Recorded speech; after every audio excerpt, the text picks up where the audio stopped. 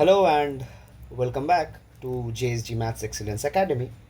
This is Saurish Gupta, and in this very lecture, we are going to talk about some advanced topics on linear algebra, where we are going to specifically dive into the topics of invariant subspaces, finite fields, vector space over finite fields, and some topological methods which can be induced into a vector space. Without further ado, let's start. So what is a T-invariant subspace, or why is it even necessary? So basically what happens is that T-invariant subspaces actually helps you to decompose a matrix into a certain simpler structure. For example, if you already know about what eigenvalues and eigenspaces are, then you know that corresponding to eigenvalues, we can create eigenspaces, and you can use these eigenspaces to span the whole space. If these eigenspaces helps you to span the whole space, that is, the whole space can be written as a direct sum of these eigenspaces, then the matrix can be represented in terms of a diagonal matrix, right, with respect to this eigenbasis. If not, if you cannot write the vector space as a direct sum of these eigenspaces, then what you can form is what we call a generalized eigenspace. And if the vector space can be represented as a direct sum of generalized eigenspaces, then you get a bit general structure than diagonal matrices, but simpler than the original matrix you started with, what we call typically the Jordan form. And what happens is that when can you restrict a matrix or transform a matrix into a simpler one, is that when the underlying decomposition of the vector space into these substructures, these subspaces, are T-invariant. What does T-invariance mean? So T-invariance basically means that a subspace is said to be, a subspace W is said to be T-invariant if the image of W under the linear operator T is still contained inside W. And that is the reason why if you're able to write V as a direct sum of certain subspaces, then what you can do is that if each of these Wi's are T-invariant, then the important thing is that you can restrict T to each of these Wi's, then they will take elements from Wi and they will still map it to Wi because it's T-invariant. And therefore, these T restricted to Wi's will give you submatrices. And so your matrix will decompose into these block forms, where this is the matrix of T restricted to W1, this is the matrix of T restricted to W2, so on and so forth. This will be the matrix of T restricted to Wn. And if each of these are eigenspaces corresponding to each of the eigenvalues present, then each of these will be one-dimensional, right? And in that case, what you will get is a diagonal form.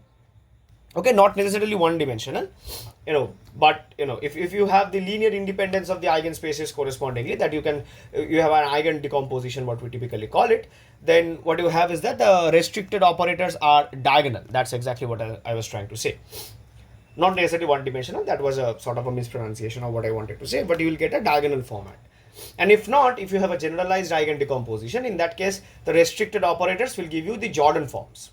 Okay, that's exactly the idea. We're not going to delve much into that, but this is sort of the abstract idea of why T-invariant subspaces are important. But before that, something which we would obviously want to discuss is that whether every finite dimensional vector space will admit a T-invariant subspace or not corresponding to a linear operator. Let me tell you that is not necessary. For example, what you can do, let me write it here. You can, for example, take, just a second. You can take the map from R2 to R2, which is rotation. Okay. So what you can do is that you can take an element, a vector in X, and you can multiply it to the matrix 0, -1, 1, 0. Okay, so this is an ideal column vector, obviously, and this is just nothing but a rotation. Okay, I hope you're getting it.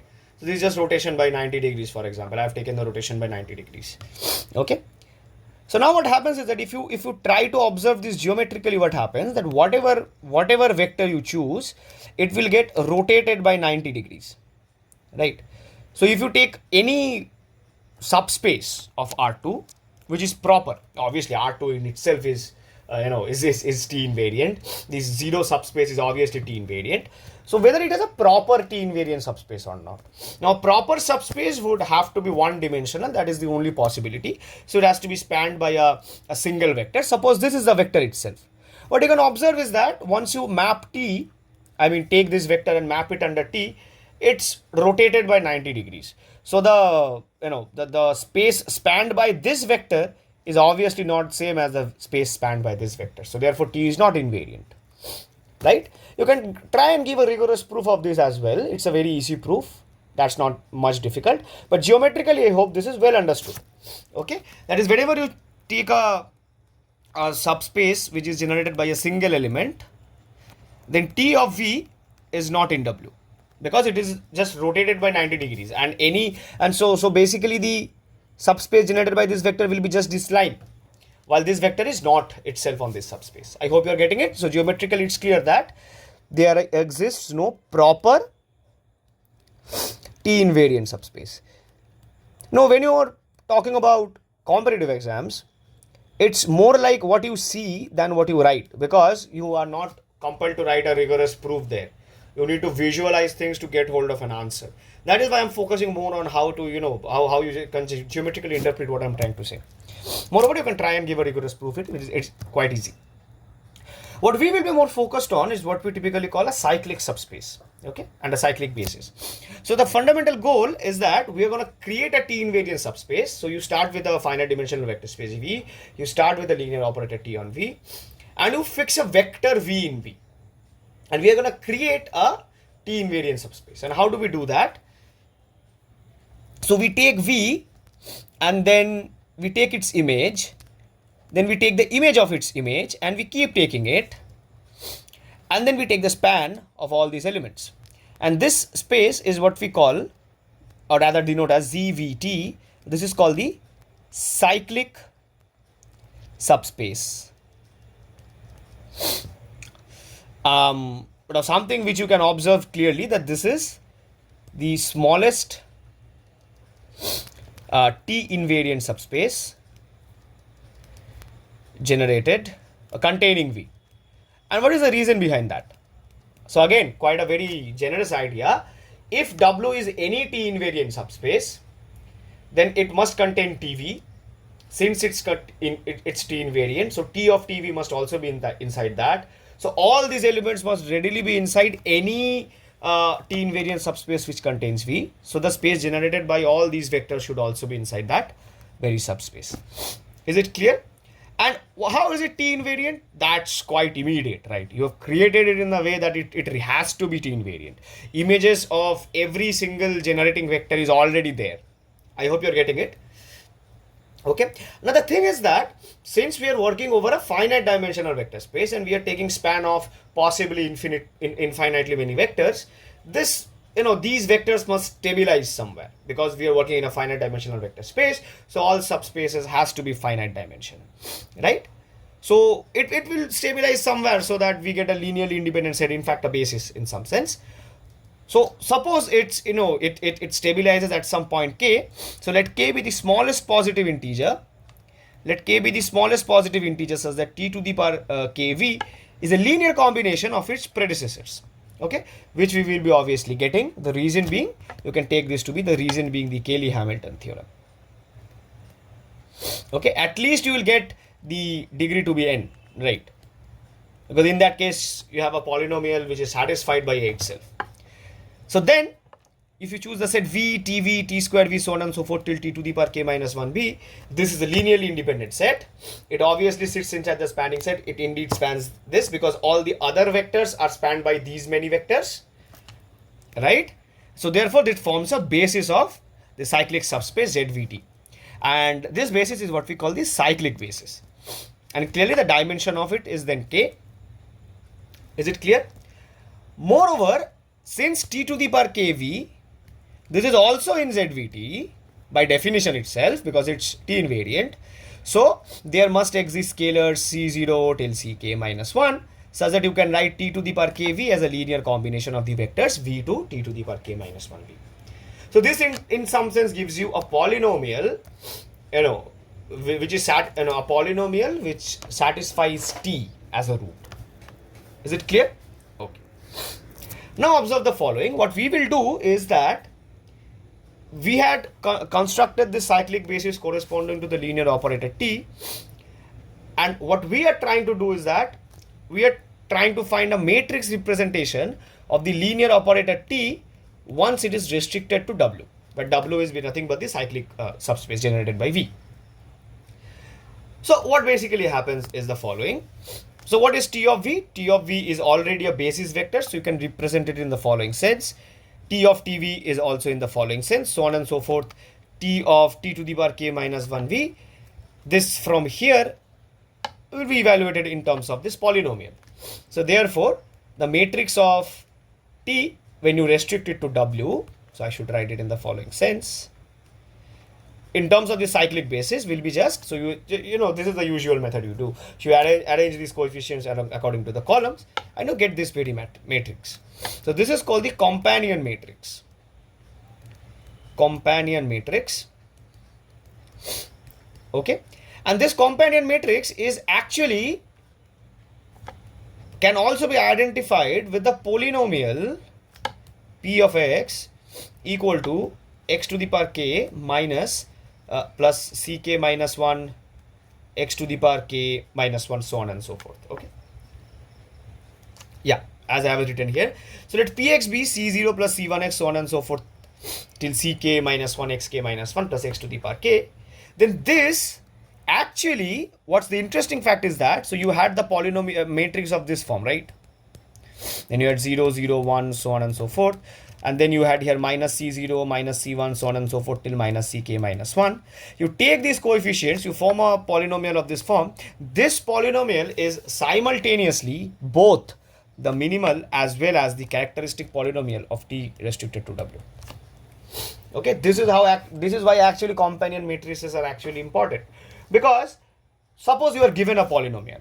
What is the importance of this? Suppose you are given an arbitrary polynomial, let's say f of x equal to a0 plus a1x, so on and so forth till an x to the power n. And you are asked to find a matrix whose characteristic polynomial comes out to be fx and the minimal polynomial also comes out to be fx. What do? So you need a monic polynomial, I'm sorry, because the characteristic polynomial has to be monic. So x to the power n minus 1 plus x to the power n. Okay, so what you do is that you just construct the polynomial in the matrix in the following sense. You take 0, 1, 0, so on and so forth, 0, 0, 1, 0, so forth. And then the last column is nothing but minus a0, minus a1, so on and so forth till minus a n minus 1. This is the companion matrix of this polynomial, and the minimal polynomial of this and the characteristic polynomial are both exactly equal to this matrix, this polynomial. Okay. Now, why is this important? It's important because, if you have studied linear algebra, obviously you already have studied linear algebra, then you might have come across the theorem that every finite dimensional vector space can be decomposed into a direct sum of its cyclic subspaces. Okay, into a direct sum of its cyclic subspaces. And once you decompose sub V as say W1, or rather, let me write it in the following sense. Let Z1t direct sum ZV2t and so on plus ZVKT. Then what you can do, if you choose this to be say W1, you choose this to be say W2, and suppose this is W3, then you can restrict T to W1 to get a companion matrix say CP1, so on and so forth. You can restrict T to W, so WK, let's say, to CPK, and then what happens is that the matrix of T corresponding to any arbitrary basis will be similar to CP1. So this is the block format, CP2, so on and so forth till CPK. And this is, in some sense, this is not exactly, but this is exactly, in some sense what you call the rational canonical form. Okay, so this is in fact the rational canonical form, but it has some formational restriction, which is not something of very concern, but you can take this to be the rational canonical form. That any finite dimensional vector space can be decomposed into a direct sum of cyclic subspaces, causing the global matrix to collide into a block diagonal matrix of companion matrices. That is exactly what I was trying to say. Okay, fine. Let us see this particular question. Let n be a positive integer and a, b, be n cross n complex matrices such that the minimal polynomials of a and b are the same. Which of the following conditions ensures that a is similar to b? N is equal to 3 and the characteristic polynomials of a and b are the same. N is equal to 4 and a has two distinct eigenvalues. N is equal to 5 and the dimensions of eigenspaces are the same. Okay. So which of the following statements are actually correct? So observe that by the rational canonical form. Yeah. So by the rational canonical form, similarity classes are uniquely determined by its invariant factor. So this is exactly what the thing, I was a bit hesitant about, but I did not want to talk much about it. But I'm giving you the plain idea of what's actually happening. You don't even require much of cyclic basis and cyclic subspaces in that sense. But I would obviously recommend you to go through this solution because I've presented. You can take a screenshot and read it on your own. There's a reason why I'm not explaining it. Since it is already written here, I'm trying to give you an idea of why is it true that when n is equal to 3 and the characteristic polynomials are also same, then the matrices have to be similar. And it's not necessarily true for 4 and 5. So I'm taking this opportunity to give you an extra fact. And the fact is the following. So I'll take the liberty to add a page. But how to add a page? Okay. New page. I would rightly add it here. Here rather. Yeah. So let me just explain what I'm actually trying to say here. So see, this is the ideal condition for two matrices to be. So two matrices, and I'm obviously assuming that you guys know what a Jordan form is. So two matrices are similar if and only if they have the same Jordan form, obviously up to similarity, up to permutation of blocks. Up to permutation of blocks, of Jordan blocks, obviously. That is, suppose you have a matrix which admits the Jordan form, let's say 0, 1, 0, 0, 1, 0, and then you have a 0 here.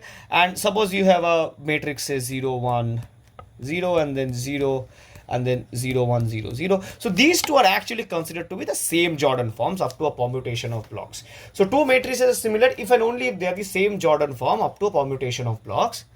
And suppose you have two matrices A and B, they have the same minimal and characteristic polynomial. So let me just give you an example. So I'm giving an example for the case of n equal to 4. You can create an example by the same idea for n equal to 5. Suppose you have the let's say x minus 1 to the power 4 is the characteristic polynomial, x minus 1 to the power 4 is the characteristic polynomial. So this is the characteristic polynomial of A, the characteristic polynomial of B. Now take hold of the minimal polynomial, let's say as x minus 1 squared, and here also x minus 1 squared. Now consider this Jordan form. So, sorry, you take hold of say 0, 1, 0, 0, and then 0, 1, 0, 0, and then take hold of this Jordan block 0, 1, 0, 0, and then 0, 0. Now observe that both of these are different Jordan forms because here you have two Jordan blocks, each of dimension 2. Here you have three Jordan blocks, two of dimension 1, one of dimension 2. So both of them are different Jordan forms, but you'll see that the minimal polynomial of this will also come out to be x minus 1 whole square. The characteristic polynomial will obviously come out to be I did a mistake. Eigenvalues were set up to be 1. I'm sorry. So they were 1. Yeah. Fine. Right? Okay. So, and I hope you're getting it. So here also the minimal polynomial will come out to be x minus 1 square and the characteristic polynomial x minus 1 whole to the power 4. And why I'm so sure about the minimal polynomial coming out to be x minus 1 square. So basically the degree of the factor corresponding to the eigenvalue in the minimal polynomial, the maximum possibility, the degree of the eigenvalue correspondingly in the minimal polynomial, that is the largest possible dimension of the Jordan block. And in fact, that a Jordan block corresponding to the eigenvalue of the dimension must be present itself. But that is the maximum possible dimension. That is why I constructed 2 cross 2 here, 2 cross 1 cross 1 here. And by a similar idea, you can prove it that for n equal to 5, this won't happen. But for n equal to 3, this cannot be the case. That's exactly what's happening. Okay. So whatever be the minimal polynomial or the characteristic polynomial, it will either split into all linear factors, or it will be split into a linear factor and a corresponding quadratic factor if it's irreducible. Then what you do is that you just pull this up to in C. Okay, we are given it to be C. So it's algebraically closed, right? So the characteristic polynomial will obviously be of the form x minus alpha, x minus beta, x minus gamma. They can be same or different, whatever, no issues. And then you take hold of the minimal polynomial, you will get certain scenarios. But the thing is that you won't be able to construct this distinction in Jordan forms in any way when n is equal to 3. There isn't much ambient space to do this.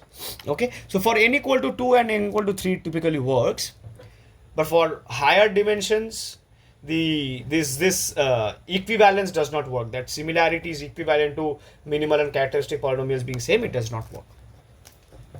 Okay, but I would obviously recommend you to go through this. It takes a bit of hard work to type out all these contents, so it will be very beneficial for you and me as well to just read through this once and try to understand it. It's not that difficult. That is the reason why I'm telling you this. Okay, let us move on to the next topic. And this is a very important topic because, in fact, the December session also had a very important concept regarding this particular topic. Most of these concepts are already pretty known to you for sure, but there is a few things which I would add up, which I felt to be in some sense new in this session.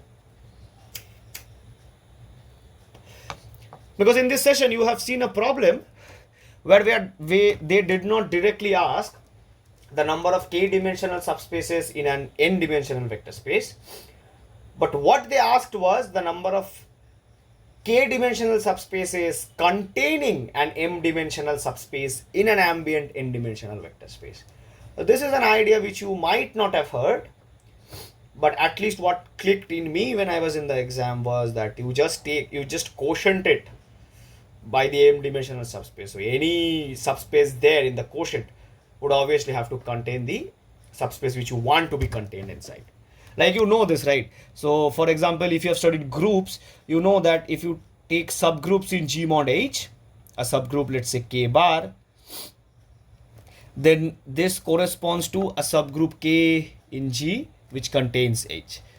So you just calculate all k-dimensional subspace here, and those will correspond to all k-dimensional subspace here containing this m-dimensional subspace H. We'll come to that a bit more. Okay.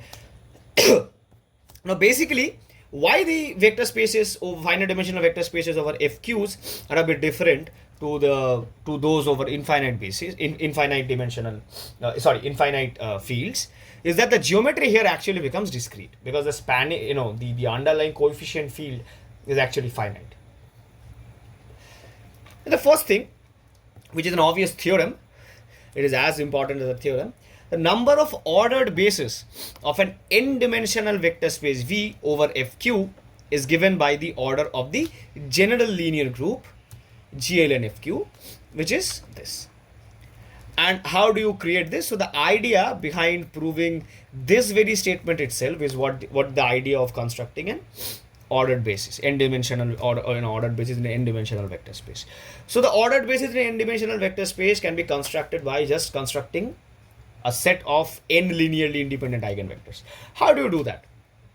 So firstly, so this exactly corresponds to the theorem of the fact that every vector space will have a basis. So you start with a single vector, you keep on adding vectors to it outside its span to create the basis. That's exactly the idea here. So you start with any non-zero vector, it's obviously linearly independent.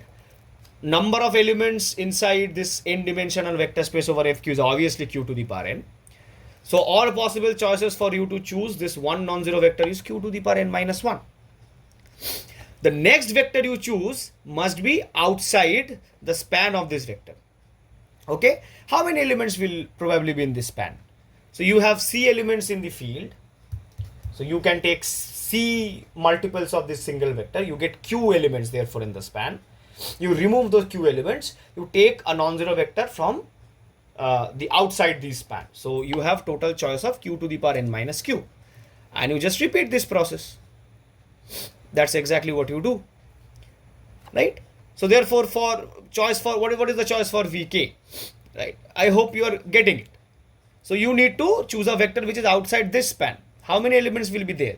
Q to the power k minus 1. Right? Because each of these will be settling with Q elements from Fq. So total k minus 1 elements and Q to the power k minus 1 elements. You choose a vector outside this span. So you have Q to the power n minus Q to the power k minus 1 choices. All of these are independent events. So sort of the probability thing. You multiply all those by the multiplication rule of counting objects and you get your answer.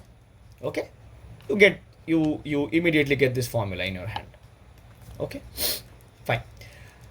Now what about if you want to construct a k-dimensional subspace? So what you need to do to construct a k-dimensional subspace? To construct a k-dimensional subspace, all you need to do is that you need to form a basis of k vectors. Right? That's exactly what you need to do. So how can you find k vectors? So obviously, from whatever we did here, the way to find k vectors in an n-dimensional subspace over Fq will have these many counts by the same idea. But now here's the catch. Every k-dimensional subspace has exactly this many ordered bases, right? Because you can treat the a k-dimensional subspace itself as an independent vector space over Fq. So it has this many ordered bases. So we need to avoid all the overcountings. To avoid all the overcountings, what we will do, we'll divide by the number of bases per subspace and we are done, right? So we get this as the ultimate formula, which is again pretty known to you. And this is what we call, or rather denote like this, called the Gaussian binomial coefficient. This gives you the general formula. Now let us come to this very concept which I was mentioning, which a problem with respect to which has appeared in December 2025 examination, and why the question was actually difficult. Let me tell this to you very honestly. In most linear algebra courses, even if you are taking a course in CSIR NET, in most courses you will see that the lecturers usually avoid the quotient vector space notions. Once you have the quotient vector space notions in your hand, and if you have idea about groups, rings, fields, so on and so forth, you know that whenever you have a quotient algebraic structure, you have what you call the first isomorphism theorem, second isomorphism theorem, third isomorphism theorem, and a fourth isomorphism theorem. This is also very underrated. We don't usually call this to be a fourth isomorphism theorem, but rather call it a correspondence theorem. But what the fourth isomorphism theorem basically says is that subspaces of V containing W are in a one-to-one, that is a bijective correspondence with the subspaces of the quotient space V mod W. Okay. Now since the dimension of V mod W is nothing but dimension of V minus dimension of W. Okay. This is also a very famous theorem. Okay.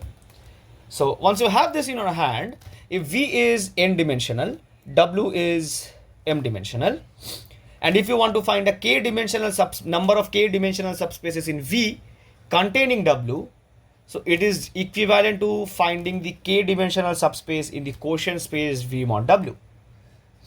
And if you want to find the number of k-dimensional subspaces in the quotient space V mod W, k bar, so this corresponds to k mod W as a subgroup, as a subspace of V mod W. So this is k dimensional, this is m dimensional. So the net dimension is k minus m, and here net dimension is n minus m. So what you actually need to calculate is the Gaussian coefficient n minus m to k minus m. Is it clear? So this was exactly what was required in the problem. Let us read the problem quickly. Let Fq be a finite field with q elements. let n be greater than or equal to 2.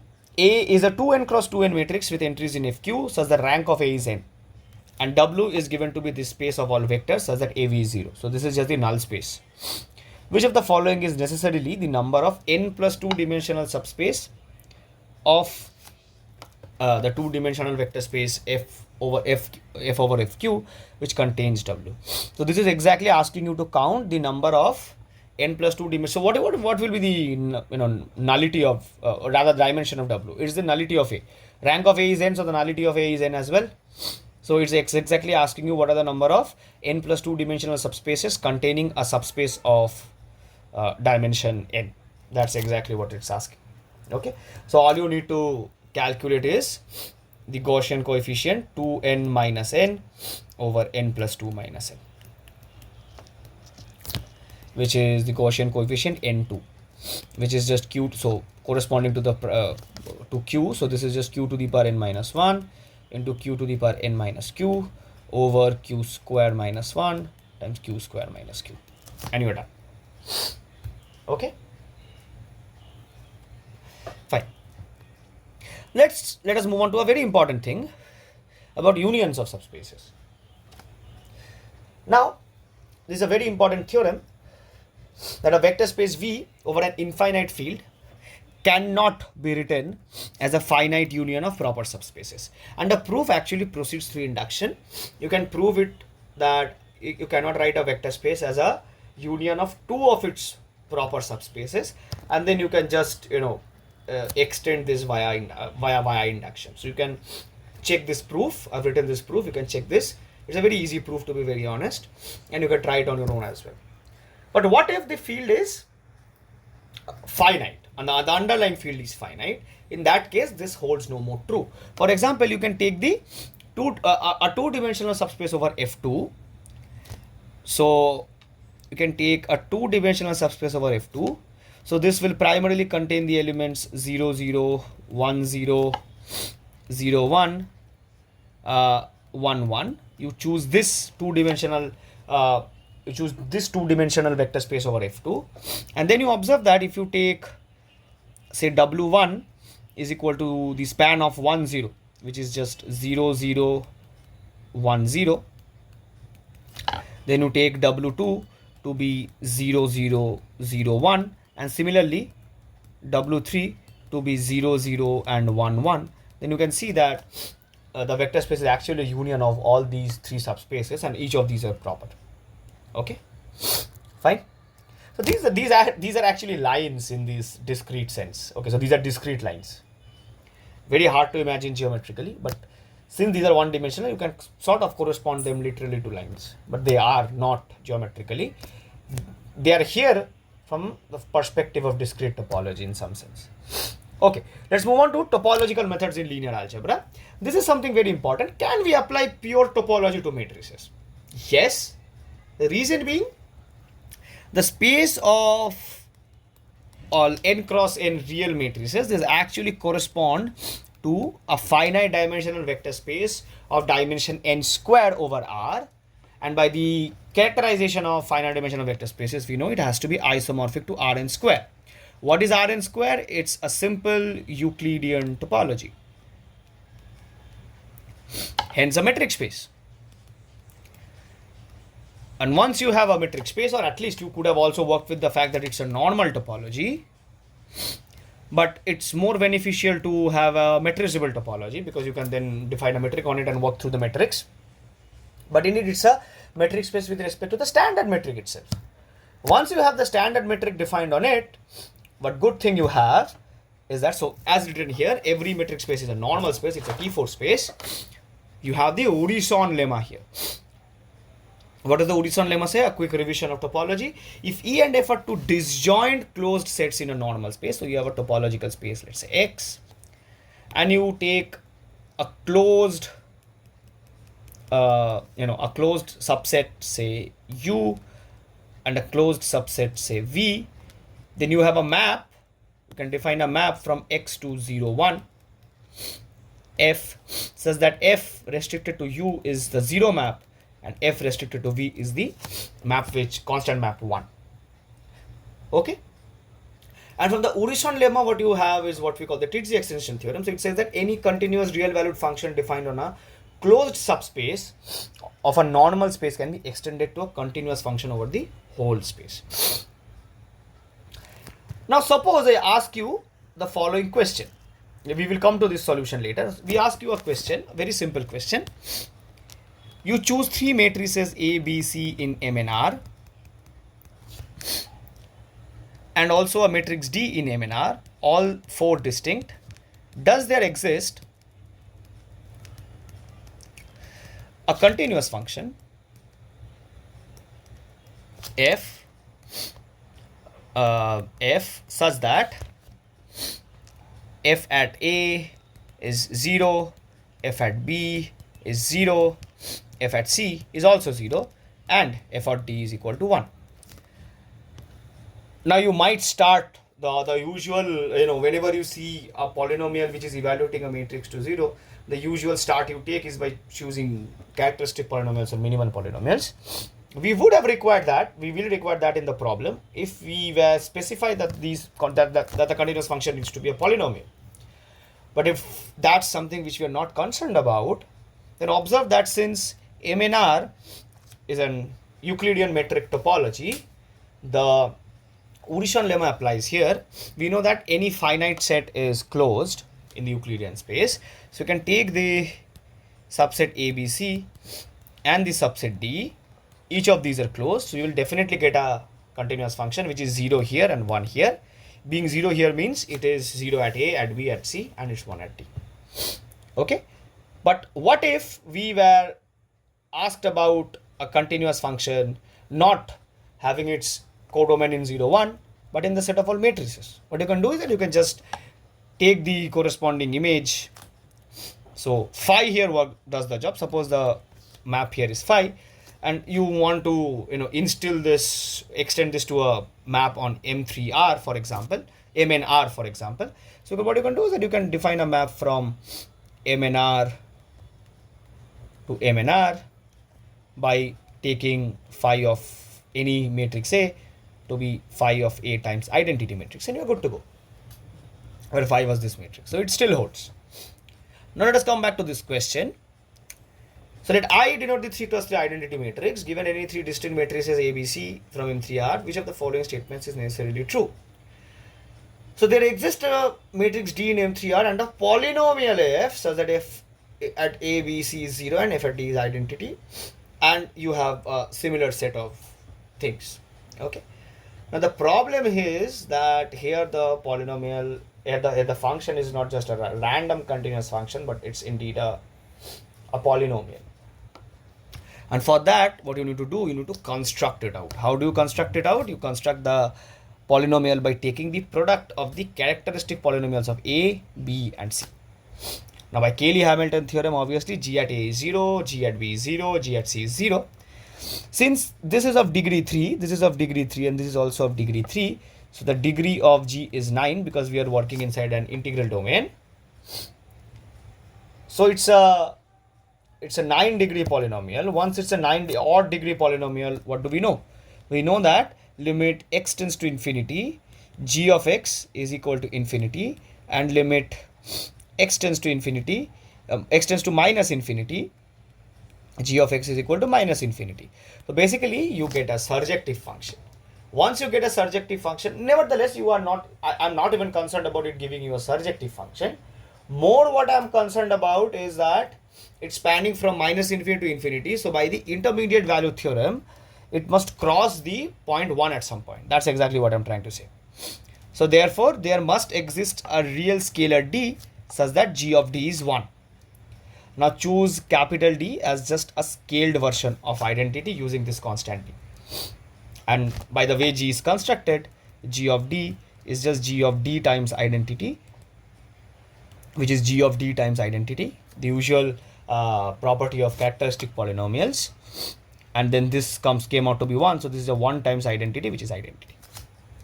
So this gives you the polynomial. So option A has to be the true option. Clear?